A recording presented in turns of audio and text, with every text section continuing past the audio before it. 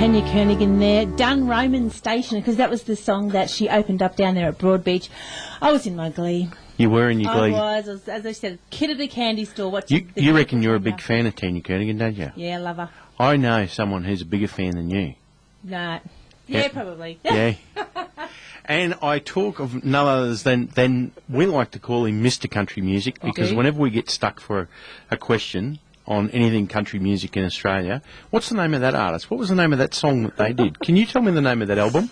We talked to Daryl Kirkup, and he joins us now. G'day, Daryl. How you going? Guys. Great to be with you. How you doing? Good. Fair to say you might have pipped Tracy as a Tanya Kernigan fan?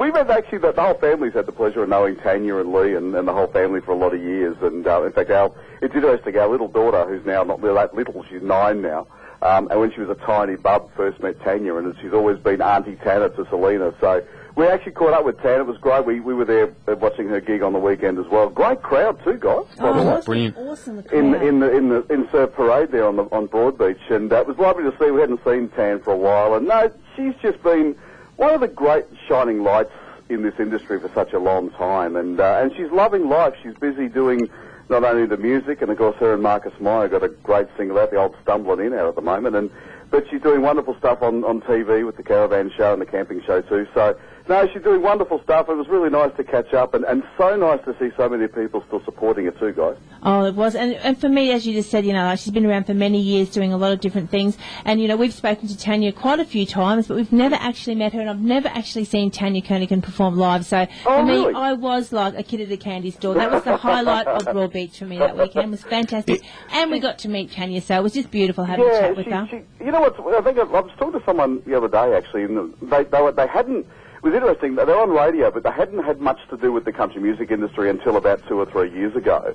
And the thing that they said, which I thought was really nice, is how genuine they find 99.9% of the artists in this industry. And they're very approachable, there's not a lot of ego and stuff, which is wonderful, and Tanya personifies that, which is great, And it's true to say that someone once said to me, the bigger the star, the less the ego, and it tends to be true, isn't it? It's some of the people the wannabes that are the ones that tend to think that they're more important than they are. It's very true, Darren. And I remember someone said to me one day, I have a feeling it might have been Jane Denham before she was signed. This was a number of years ago when Jane sort of first really came on the scene. And Lee Kernigan was down in, I think it was Sydney Airport, and she just went up and introduced herself, and he was running fairly early for his plane, and he took some time to sit down with Jane and talk about songwriting and talk about the industry, and he's done that with quite a number of people. So you get someone of Lee and Tanya's stature who are basically following in their dad's footsteps, because Ray, back in Slim's day, was a massive star. Ray Kernigan was huge, and Lee was playing in Ray's band and things back in those days. So the Kernigan name's been part of the Australian country music scene for many, many years, and it's really keeping going strongly with both Tanya and Lee. But they both embrace young, up-and-coming talent, because I think simply, guys, that they know that we need that next generation to continue the growth of this industry anyway. Well, that's exactly. And talking about the next generation, we have people like, we're always, on this show, always trying to get the young kids out there and get them going, so we keep the roots of country music going, and we encourage them to go to all the country music festivals. And something that Becky Cole has just done, or she's still doing it recently, her latest tour, she's gone onto Facebook and she's gone, okay, who wants to kick me off? And she's inviting up these young up-and-coming artists and giving them the experience of a life. I've spoken to a couple of them that actually had the opportunity to kick Becky off for that song, and I tell you what, the support that she's giving the up and coming is just absolutely amazing. And this show, our show, we try and do that, and we do a lot of we try to play, I'd say probably 95 to 99% of our stuff is all Australian artists and the up and coming ones, which brings me to the CRS Publicity, what you're doing for the up and coming artists. We speak to a lot of them, we say it's not as easy sitting there, recording an album, getting it out there, and all of a sudden you're a superstar. It's not that easy. There was an old song that Slim Dusty did many, many years ago, and it was called "You've Got to Drink the Froth to Get the Beer." Yes. And it's true. You've got to do the hard yards to get the good stuff underneath. It was interesting, Trace, because you could basically say the same thing for the McClymonts, because the McClymonts, they were great, and they were locally very popular, but they hadn't made it at that stage until Lee Kernaghan a number of years ago did a tour called the Outback to the Beaches tour, which you may both remember. And not only Tanya was on the bill, he introduced the McClymonts. And McClymonts were part of that tour that went right around Australia for about 18 months from memory. So they had a ready-made Lee Kernaghan audience to play to. Now, they could have either done really well or they could have frozen and not done so well. They're great, talented sisters anyway. They had the opportunity and they took it with both hands. And pretty much because of that opportunity that Lee Kernaghan gave them, they then went off and continued to grow to become the major stars they are now. So it's a great story, and if you get the opportunity, I say this to one of the thrills of doing my job is having young, up-and-coming, artists who are very green, to be honest, and hopefully with the people like yourselves supporting them as well.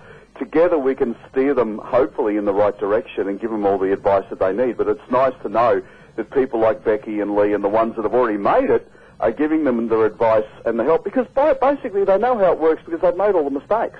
Well, that's right. So we've all made mistakes. The only way to learn is to make a mistake and learn from that mistake. And I guess it's very similar to Trace and Darren that if you go back a number of years, Brian Young, who's an absolute legend of this industry, who sadly is not particularly well at the moment, but the Youngie Tour became absolutely famous, and people like Becky and Gina Jeffries, and in particular Troy Cassadaly, when they were young people, travelled around Australia playing every little tiny community on the Youngie Tour. And they cut their teeth with a guy that was a legend or is a legend of this industry and learnt the ropes in a similar way that some of them are doing it now, which is great. We had the opportunity last week or the week before to catch up with Johnny Taylor. Yeah. And Johnny was just packing up the vehicle at the time, just leaving Western Australia, and he was doing the drive around. So he actually drove from Perth to Broadbeach. There you go. And made the trip. And that's an experience that whole band is going to take with them for a long time. And it hasn't. I was saying to someone the other day, Darren, that even though we've got the technology now, we've got YouTube and we've got the internet, so the guys can have their music now available worldwide. But the steps aren't really that much different. The steps are to release a single to radio, or a number of singles to radio, to promote either an EP or an album that you'll have out or is coming out shortly. It's to lift your profile as an artist, which is exactly what Slim Dusty did in the early days. You then have your press releases, your radio IDs. You just simply do it via email now, whereas when I was on radio, we used to get, in an envelope every 3 weeks from EMI, an A4 flyer about Slim Dusty's new single. So it's no different, and of course the famous story of Slim and Joy and all, and the kids in the car, towing the caravan, and travelling around Australia for years and years and years, playing every conceivable little and large venue. It's no different, except we've got this technology now that allows them to get a bit more global coverage, but doing the hard yards like you just mentioned there about Johnny is exactly how they've still got to do it. But even though you're saying that, they're still getting it done, they're getting their music out there, but people are finding it very hard and they don't know how or where to get the music out. And that's where we're finding, as we always say, over in America, you can turn on the radio and 9 out of 10 times you'll find a country music station. Here in Australia, it's really, really hard, and it's quite sad to know that, our big commercial stations aren't really pushing it that much. Mind you, a few of the guys are crossing over that country into the pop, so we are getting a little bit of a notice out there. Yeah. But that's where... Don't get us started on that. No, don't get me started on that. It's true, because over in America, you look at all the stations in America, and the number one genre of music played is country, and honestly, daylight is second. And it goes right down to then your pop and your rock and whatever, but country is by far the most played genre of music right across the USA. And when I had the pleasure of being involved with you guys at 101.5 as well, the community, and I know with my distribution network, and there's not far short of 600 CRS CDs go out now, and the bulk of the radio stations in Australia that play country music are community radio, and without community radio, it's true. The metro radio stations, I don't know whether it's simply an educational thing, because I think a lot of them still have that stigma about country music, and they call it country and western all the time, and you get that all the time still. I think if they really took time to listen to some of the new stuff coming through and to listen to some of the material coming through, they might just slightly change their mind. And as I was saying before with the CRS, and as you said, it goes out to like 600 CDs go out there. Yeah. So I'm a single artist, and I get out there and I'm going, right, beauty, I've got myself a CD now. I'm going to get it. I'm going to get it out to the community radio stations. Yeah. I might know by the time I do my research, you know, I can't get out to that many people. So thank you very much for doing that. And every time we get the new CRS in, it's like, come on, bring it on, because we're always getting somebody new. Now, Absolutely. the 166 has just come out for us, and we've got the Southwesterners on it. Like, I mean, come on. Seriously, if we didn't have the CRS, I don't think we would have been able to get a hold of these guys, probably until they've got 2 or 3 singles out. That's true, absolutely. And it was interesting because I didn't know.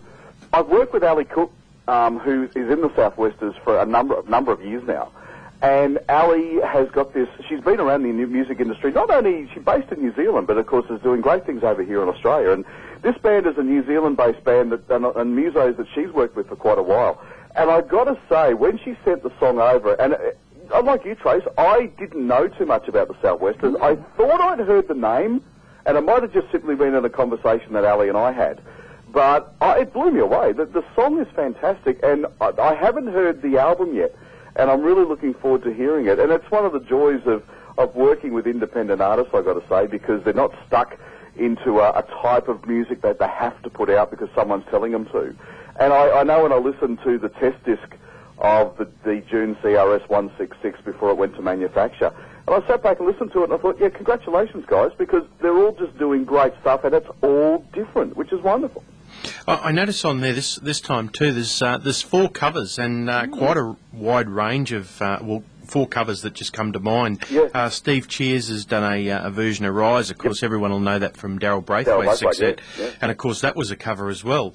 And there's a nice cover there of Coat of Many Colours from Karen Lynn. Isn't that a great version, Darren? Just brilliant, isn't it? It is. And it was a great story by Karen too, because it's on Karen's actually brand new album called Shine Your Light, which Karen has brought the gospel side of country music. She's always wanted to do gospel bluegrass, and this album has brought that part of music out in Karen's brand new album. And she was over in America, and one of the joys, if you listen to the song, Karen, as we all know, has got a great vocal anyway, great voice anyway, but she actually worked with Stella Parton, Dolly's sister. It's a song, of course, that Dolly wrote a number of years ago.